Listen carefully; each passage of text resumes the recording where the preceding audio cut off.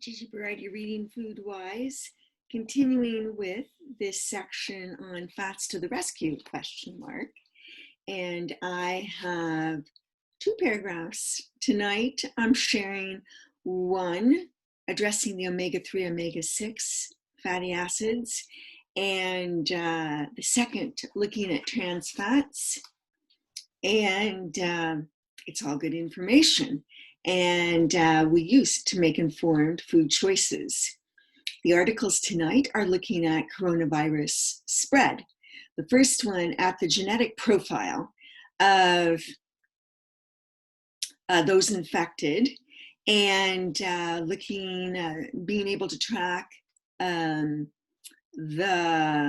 spread of infection by looking at specific mutations of the virus and mapping them, basically.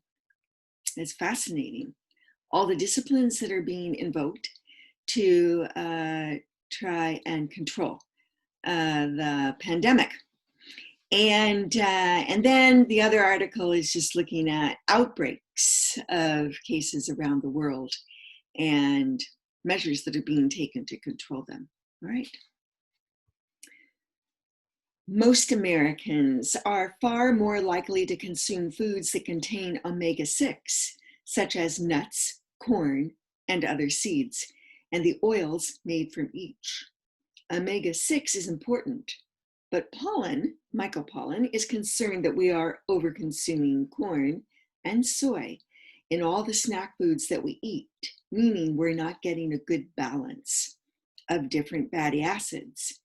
Reportedly, pre-industrial era diets had ratios of omega-6 to omega-3 fats of about 1:1.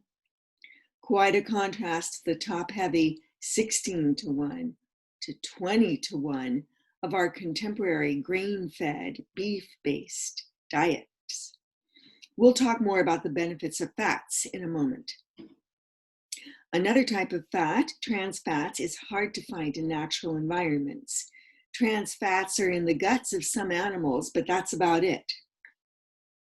It was the discovery and use of a hydrogenation process in the 20th century, coupled with relatively cheap substrates, corn and soy, that led to the creation of artificial trans fats in margarine and other products substituting for butter, lard, and tallow.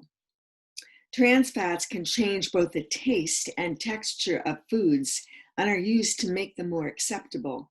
But what is more acceptable to the consumer? More rich tasting? More fatty tasting?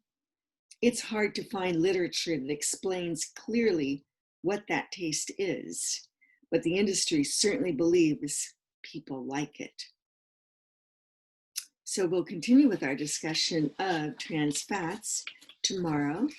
And as I mentioned, these two articles I provide for your reading enjoyment.